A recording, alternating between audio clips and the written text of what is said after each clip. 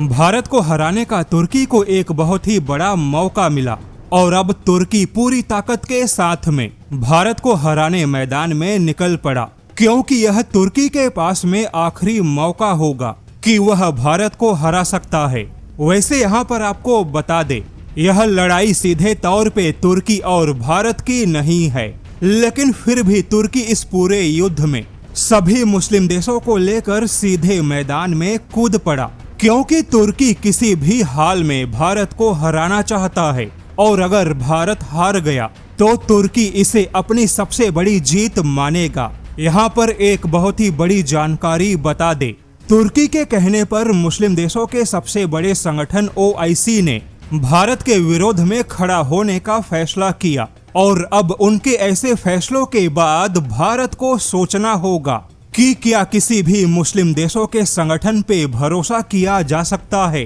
खबर कुछ ऐसी है कि यूनाइटेड नेशन सिक्योरिटी काउंसिल में एशिया प्रशांत समूह की एकमात्र खाली सीट बची है, जिसके लिए भारत और ताजिकिस्तान के बीच में टक्कर होगा। अब जिसके पक्ष में ज्यादा वोट होंगे, यूनाइटेड नेशन सिक्योरिटी काउंसिल की सीट सीधे तौर पे 2 साल के लिए उसे मिलेगा। लेकिन अभी यूनाइटेड नेशन सिक्योरिटी काउंसिल के सीट की जो लड़ाई है वह भारत के लिए कहीं ज्यादा मुश्किल हो गई, क्योंकि मुस्लिम देशों के संगठन OIC ने अभी से ताजिकिस्तान को समर्थन देने की बात कह दी। यानी OIC अभी से ताजिकिस्तान के साथ खड़ा है। लेकिन अब यकीन मानिए, अभी जिस खबर के बारे में आपको पता चलेगा वह काफी चौंकाने वाली है, क्योंकि सबसे बड़ा सवाल है कि आखिर अभी से OIC ने ताजिकिस्तान को समर्थन क्यों दिया। तो यहाँ पर आपको बता दे, ताजिकिस्तान भी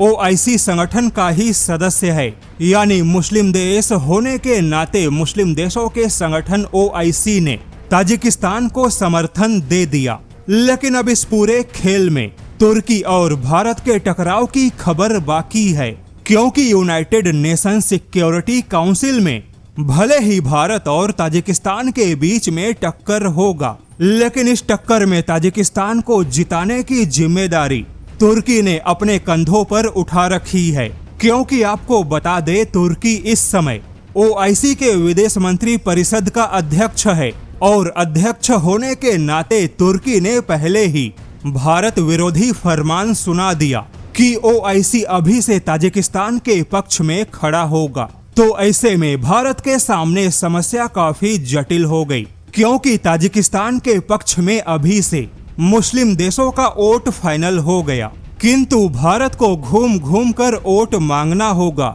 हालांकि अब यहाँ पर आपको बता दे, भले ही तुर्की ने विदेश मंत्री परिषद का अध्यक्ष होने के नाते OIC संगठन की ओर से ताजिकिस्तान के दावेदारी को खुला समर्थन दिया, लेकिन जरूरी नहीं है कि सभी मुस्लिम देश ताजिकिस्तान को वोट देंगे, क्योंकि सऊदी अरब, कतर, ओमान और संयुक्त अरब अमीरात जैसे जो देश हैं, उनके बयानों से लगता है कि वह भारत के पक्ष में है, क्योंकि यूनाइटेड नेशन सिक्योरिटी काउंसिल की जो सीट है वह कोई खेल नहीं और यह देश जानते हैं कि ऐसे युद्ध के माहौल में भारत को सीट मिल गई तो भारत कहीं बड़ी भूमिका निभा सकता है, क्योंकि भारत के पास में वह क्षमता है जो कि ताजिकिस्तान के पास नहीं है। यानी तमाम मुस्लिम देश ऐसे हैं जिन्हें लगता है कि भारत के होने से मजबूत फैसले होंगे, लेकिन जैसा कि भारत विरोधी तुर्की नहीं चाहता